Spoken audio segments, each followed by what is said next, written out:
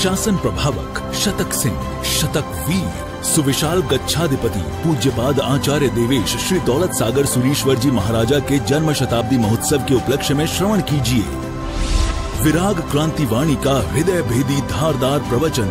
जिन शासन जिंदाबाद। क्रांतिकारी प्रवचनकार श्री शत्रुंजय महातीर्थ सेवक, कत्ल खानों के जाहिर विरोधक, लाखों पशुओं के रक्षक, मिशन हिंसा मुक्त पालिताना के मार्गदर्शक, श्वेतांबर मूर्ति पूजक तपोगच्छीय सुविशाल सागर समुदाय के गौरव, पूज्य पन्यास प्रवर श्री विराग सागर जी महाराज।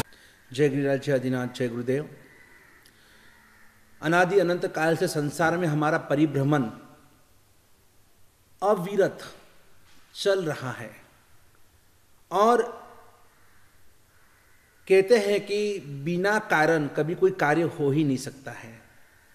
अगर कहीं आपने धुएं को देखा है, उस स्मोक को, धुआं को देखकर, और इतना निश्चित है कि आप समझ सकते हैं ये धुआं, इसका मतलब कहीं ना कहीं तो आग लगी हुई है, क्योंकि बिना आग कभी धुआं निकल ही नहीं सकता है।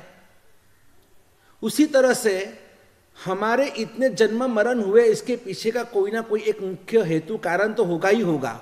बिना कारण कभी कोई कार्य हो ही नहीं सकता है। और आज हम जिस सुख और दुख की अनुभूति कर रहे हैं, तो उसकी वजह क्या कि गया जन्म। तो गए जन्म में हमने ऐसा क्या किया, गए जन्म में भी कुछ हमने अच्छे बुरे काम किए होंगे, तो उसका फल हमें गए जन्म में क्यों मिला कि उसके पहले के जन्म में हमने कुछ किया, उसके पहले का जन्म, उसके पहले का जन्म, ऐसे करते करते करते अनादि अनंत काल से हम ये सब सुख दुख का अनुभव, पुण्य और पाप कर्म का अनुभव करते ही आए हैं। और हम वही नदी घोल पाषाण न्याय, एक न्याय होता है नदी घोल पाषाण न्याय, यानी कि नदी के अंदर जो पत्थर होते हैं ना, वो गोल मटोल कैसे होते हैं, वो तो बेडोल होते थे, लेकिन गुजराती में अथड़ाता कूटाता, यानी कि कहीं ना कहीं वो पानी की थपेटे लगते लगते कभी यहाँ से वहां से वहां से फोर्स, पानी के फोर्स के कारण एक पत्थर दूसरे पत्थर को टकराया और ये पत्थर उसको टकराया, ऐसे करते करते अथड़ाता कूटाता रिबाता, यानी वो पत्थर भी गोल बन जाता है। जिस तरह को उसे गोल बनाता नहीं, अपने आप वो धीरे धीरे गोल बन जाता है, वैसे हम भी कभी एक इंद्रिय, कभी बेइंद्रिय, कभी चौरेंद्रिय, कभी तेन्द्रिय, कभी देवलोक, कभी तिर्यंश गति, कभी नरक गति, तो कभी मनुष्य गति। ये जो चार गति रूप संसार है, इसी चार गति में हम, इस चक्रव्यूह में हम गोल गोल गोल गोल गोल गोल गोल घूम ही रहे हैं। और इसी से छूटने के लिए परमात्मा महावीर स्वामी जी ने अपने जीवन की हमें पूरी यात्रा करवाई। यानी कि देखो, मेरी जिंदगी में कितने अप एंड डाउन्स आए कि मैंने भी कुछ अच्छे काम किए, अच्छी सोच रखी, मैंने पुण्य काम किया तो मुझे देवलोक भी मिला, और अगर मैंने कुछ गलत किया तो कर्म राजा ने मुझे भी नहीं छोड़ा।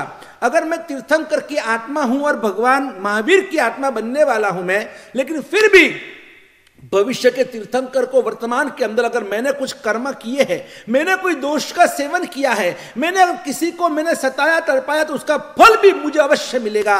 और इसीलिए कल के प्रवचन में हम सुन रहे थे भगवान महावीर के 27 भाव कौन से थे, और हम 20वें भाव में अटक चुके थे।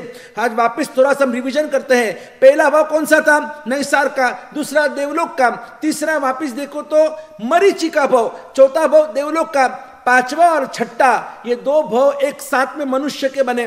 पांचवा भी मनुष्य, छठा भी मनुष्य भाव, सातवां भाव देवलोक, आठवां मनुष्य, नौवां देवलोक, 10वां मनुष्य, 11वां देवलोक, 12वां मनुष्य, 13वां देवलोक, 14वां मनुष्य, 15वां देवलोक, 16वां विश्वभूति राजकुमार, जिसमें उन्होंने नियाना किया, अभिग्रह लिया कि मुझे भी ऐसा बल मिले। मेरे तब जब के प्रभाव से जैविराय सूत्र में स्पष्ट रूप से मना किया है, वारी जय जैवी नियानम बंधनम वीराय तुव समय तहवी मम उज्ज सेवा भवे भवे तुम चलनानम, कि हमारे धर्मशास्त्र में नियाना, इसको नियाना कहते हैं कि आप जब कोई तब जब को बेचते हो उसे नियाना कहते हैं, और नियाना वर्ज्य है। नियाना कभी मांगना नहीं चाहिए कि मुझे ऐसी रिद्धि मिले, सिद्धि मिले, समृद्धि मिले, मुझे राज वैभव मिले, सुख मिले, मुझे ऐसा, मुझे शक्ति मिले, सत्ता मिले, ऐसा कुछ नहीं मांगना चाहिए।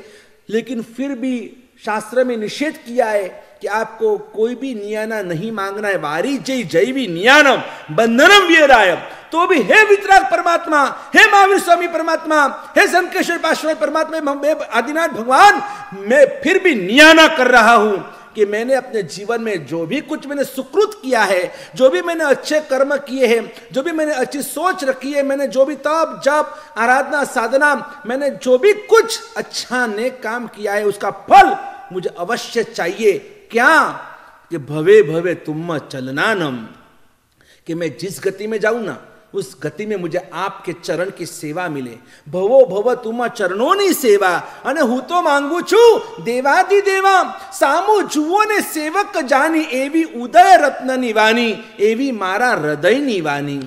कि हमें भगवान सिर्फ आप चाहिए, आपके सिवाय कुछ नहीं चाहिए। मेरे परमात्मा मुझे मिल गए, मेरे नाथ मुझे, मेरा स्वामी मुझे मिल गया, अगर मुझे मेरा श्वास मिल गया, अगर मुझे मेरा धबकार, मेरा पलकार मुझे मिल गया, मुझे और किसकी क्या आवश्यकता है। और इसीलिए देखो इन्होंने गलती की, भगवान महावीर की आत्मा ने 16वें भव में उन्होंने नियाना किया, 17वें भव में, और उनको देवलोक तो मिल गया, लेकिन 18वें भव में वो त्रिपुष्ट नाम के वासुदेव बने। वासुदेव यानी चक्रवर्ती का आधा बल उनमें होता है, इतने मां शक्तिशाली। चक्रवर्ती 6 खंड के राजा होते हैं और ये वासुदेव जो तो 3 खंड के राजा होते हैं। जैसे हम कहते हैं श्री कृष्ण वासुदेव, वैसे ये भी त्रिपुष्ट वासुदेव। तो ये वासुदेव के भव में उन्होंने बहुत सारे गलत काम किए। भगवान महावीर की आत्मा है, लेकिन उस भव में तो भगवान महावीर नहीं बने थे ना, उनका वो 18वां भव था कि जिन्होंने उन्हें इतने कुकर्म किए, और जिस कुकर्म की वजह से देखो कर्म राजा, यहां पर कोई मोनोपोली नहीं है कि भगवान की आत्मा तो वो बस वो वही सुखी बनेगी, वो कभी दुखी बन ही नहीं सकती है। कर्म राजा ने उनको भी 7वीं नरक में भेज दिया। आपने गलत काम किया है तो आपको भुगतना तो पड़ेगा ही पड़ेगा। अगर समझो कि भगवान महावीर की आत्मा को भी कर्म भुगतना पड़ा, 7वीं नरक में जाना पड़ा, तो सोचो आपकी और मेरी क्या स्थिति होगी। हम तो दिन रात पाप ही पाप कर रहे हैं, हम तो धर्म के नाम पे भी पाप कर रहे हैं, हम धर्म के स्थान में आकर भी पाप कर रहे हैं, तो हमारा तो क्या होगा हमारा। और वो 19वां भव भगवान महावीर का 7वीं नरक का भव था, और वहां से 7वीं नरक में से निकलकर सीधे आप मनुष्य कभी नहीं बन सकते हैं। 7वीं नरक की जो आत्मा होती है उसे तिर्यंश का भव अवश्य करना पड़ता है, और इसीलिए 20वें भव में और वो सिंह बने, से लायन बने। वह लायन बनने के बाद वापस वहीं पर भी सब प्राणियों को खाना फाड़ना करना, वापस वो सब कुकर्म होने के कारण, हिंसा होने के कारण 21वें भव में वापस उनको 4थी नरक में जाना पड़ा, और 22वें भव में वो वहां से निकलकर मनुष्य बने। 23वें भव में प्रिय मित्र नाम के चक्रवर्ती बने। 24वें भव के अंदर वो देवलोक में देव बने। 25वें भव में वो नंदन ऋषि के नंदन मुनि बने, कि जहां पर उन्होंने 20 स्थानक तप की आराधना की, और वो आराधना करते करते सभी जीव करूं शासन रसी की भावना भाई, कि नहीं मुझे भगवान ऐसी शक्ति दो। इस तप जप करते करते मैं चाहता हूं इस दुनिया के सभी जीव जिन शासन के रागी बने, रसिया बने, उनको सही मार्ग सन्मार्ग प्राप्त हो, जिससे वो कभी दुखी बन ही ना पाए। मैं उनको सुखी बनाना चाहता हूं, मैं उनको गुणवान बनाना चाहता हूं, मैं उन्हें सत्ववान बनाना चाहता हूं, मैं उन्हें मोक्ष में ले जाना चाहता हूं। और इसी भावना से उन्होंने तप किया। मासक शमन के पार ने मासक शमन पहले भी मैं कह गया था, आज वापस दोहराता हूं। कितने मासक शमन किए उन्होंने? 11,80,645 मासक शमन किए। एक मासक शमन इज इक्वल टू 30 उपवास, यानी इसका मतलब 11,80,645 मासक शमन किए। और ऐसा घोर तप करने वाले ये नंदन मुनि, और काल धर्म प्राप्त, उनके आयुष्य इतने बड़े बड़े थे उस जमाने के अंदर, और वहां से काल धर्म होकर और वो देवलोक के अंदर 10वें देवलोक में प्राणत देवलोक के अंदर वो देव बने, और वो 26वां भव था देवलोक का। और तीर्थंकर भगवान महावीर का वो 27वां भव, जब वो प्राणद देवलोक से उनका च्यवन हुआ और माता देवानंदा की कुक्षी में पधारे, 82 दिन वहां पर रहकर और फिर वापस वहां से ट्रांसफर गर्भ संक्रमण हुआ और वो देवानंदा कुक्षी में से भगवान महावीर की आत्मा को त्रिशला माता की कुक्षी में ट्रांसफर होना पड़ा।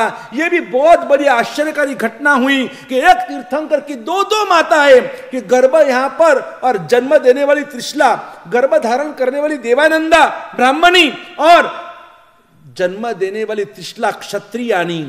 और ऐसी भी ये घटनाएं देखो, भगवान महावीर को भी कर्म ने नहीं छोड़ा, यहां तक कि जब वो तीर्थंकर यानी कि जब उन्होंने दीक्षा ली, दीक्षा लेने के बाद बिना कोई गलती, बिना कोई वजह, और उस ग्वाले ने भगवान महावीर के कान में खीले ठोके, खीले। कैसे उन्हें कितनी वेदना हुई रहेगी, अब सोचो। एक सिर्फ हम कोई अगर थ्रेड या कोई अगर पेंसिल हम कान में ऐसे करते हैं तो कुछ होता है, कान में कुछ होने लगता है, और यहां तो उस पापी ने भगवान महावीर के कान में खीले ठोक दिए। और ऐसे खीले दोनों कानों में ठोके के दोनों खीले अंदर अंदर एक दूसरे को जाकर मिले, पूरा कान का पर्दा फाड़ दिया, अंदर से खून निकल रहा है। फिर भी भगवान ने निश्चल रूप से कहा, उस ध्यान में खड़े हैं और वो सब कुछ दुख दर्द सब कुछ सहन कर लिया। किसके लिए सहन किया? अपने कर्मों को खपाने के लिए सहन किया।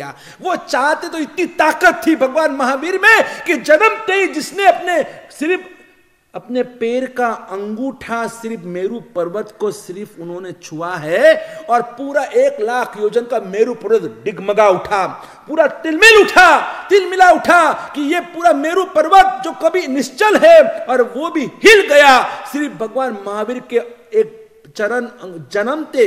अभी तो जन्मे हुए प्रभु महावीर कितने छोटे बच्चे थे जिनका ताजा जन्म हुआ है, और ऐसे भगवान महावीर ने सिर्फ अपने पैर का अंगूठा सिर्फ उस मेरू पर्वत को और वहां पर सिर्फ स्पर्श किया।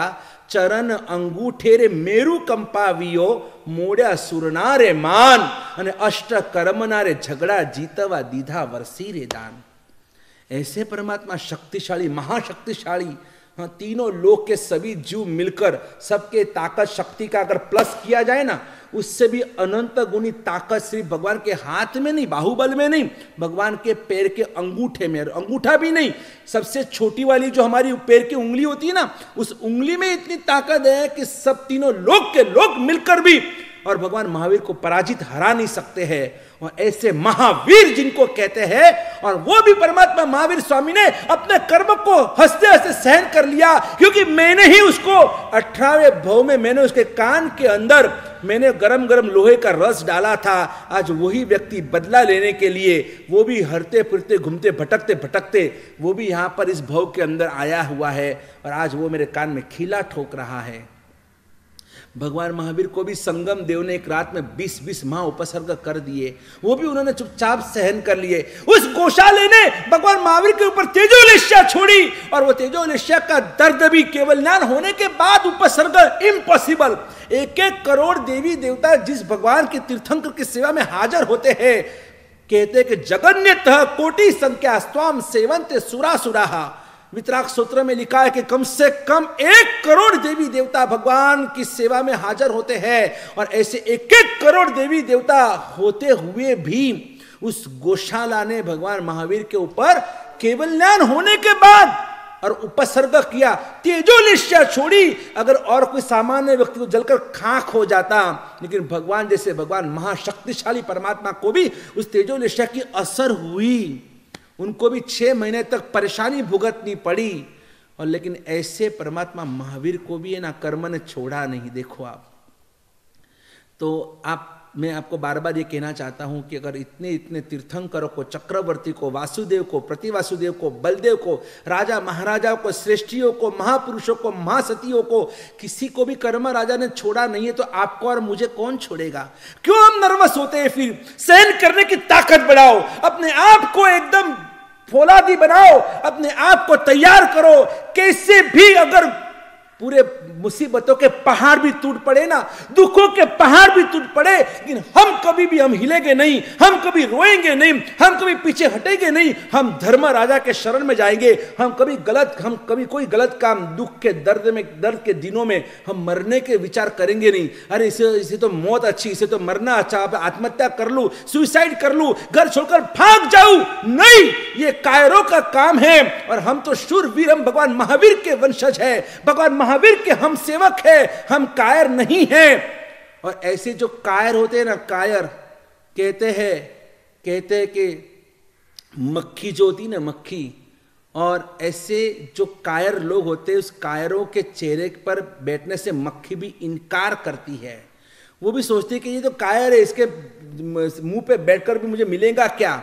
इसीलिए कभी जिंदगी में हताश होने की तो बात ही नहीं आती है, निराशा की तो बात ही नहीं आती है। वो छोटा सा हाथी का बच्चा होता है ना, मदनिया जिसको कहते हैं, मदनिया, और वो भी जब जंगल में जब है ना, वो जब चलता है तो वो ऐसे चलता है जैसे वो जंगल का बादशाह खुद ना हो, जैसे जंगल का राजा तो मैं ही हूं। क्यों? उसमें ये खुमारी कहां से आती है पता है आपको? क्योंकि उसको पता है कि मैं अकेला नहीं हूं, मेरी माँ जो है ना, ये मेरी माँ मेरे साथ में है। जब माँ साथ में होती है ना, तो फिर हाथी के बच्चे में भी वो ताकत आती है, और वो भी जंगल का शेर समझकर, अपने आप को बादशाह समझकर, सम्राट समझकर जंगल में घूमता है, कहीं पर भी जाता है। इसीलिए तो सोमनाथ भगवान के सवर में लिखा है, लड़ थड़ तू पन गजब बच्चू गाजे गयवर साथे रे। एक छोटा सा बच्चा, और वो छोटा सा बच्चा जब कोई शरारत में अड़ोस पड़ोस में झगड़ा हो जाता है, वो रोते रोते घर में आता है। मम्मी ने पूछा क्यों रो रहा है? तो कहता कि मम्मी क्या करूं, देखो पड़ोस के उस लड़के ने मुझे मारा। तो मम्मी ने किसने मारा तेरे को? और वो बच्चा मम्मी को लेकर और सामने, देखो मम्मी इसने मुझे मारा। वो बच्चा हाइट में बड़ा है, ताकत में बड़ा है, वो बच्चा उम्र में बड़ा है, लेकिन फिर भी ये छोटा सा नन्ना मुन्ना बच्चा भी है ना, ये क्या करेगा, मम्मी अगर उसके साथ में है, वो जाकर को 2 तमाचे ठोक के आएगा, क्योंकि अब उसको पता कि अब मैं अकेला नहीं हूं, मेरी मां मेरे साथ में है। तो क्यों अपने आप को आप अकेला समझते हो? अनंत अनंत पंच परमेश्वरी भगवान आपके साथ में है। अनंत अरिहंत, अनंत सिद्ध, अनंत आचार्य, उपाध्याय, साधु साध्वी भगवान आपके साथ में है। उनकी अनंत शक्ति आपके साथ में है। हमारे परमात्मा हमारे साथ में है, हमारे भगवान राम हमारे साथ में है, भगवान श्री कृष्ण हमारे साथ में है। ये जिनको भगवान मानते हो, इनकी ताकत आपके साथ में, देवगुरु धर्म की शक्ति आपके साथ में, नमस्कार महामंत्र आपके साथ में है, सिद्ध चक्र भगवान आपके साथ में है, ये सब आपके साथ में है। तो आज से रोना धोना बंद, एक नई खुमारी के साथ, उत्साह के साथ, उमंग के साथ, उल्लास के साथ जिंदगी जीने के लिए आगे बढ़ो। फिर देखो जिंदगी में क्या मजा, क्या लिज्जत है आपकी जिंदगी में। बस ऐसे ही आप जिंदगी जीते रहो, हंसते रहो, मुस्कुराते रहो, और सभी को आप खुशहाल रखो। यही मंगल कामना के साथ जय गिरिराज, जय आदिनाथ, जय गुरुदेव। बोलो पूज्यपाद वर्तमान गच्छादि आश्रम दौलत सागर सुरेश्वर जी महाराज की जय हो।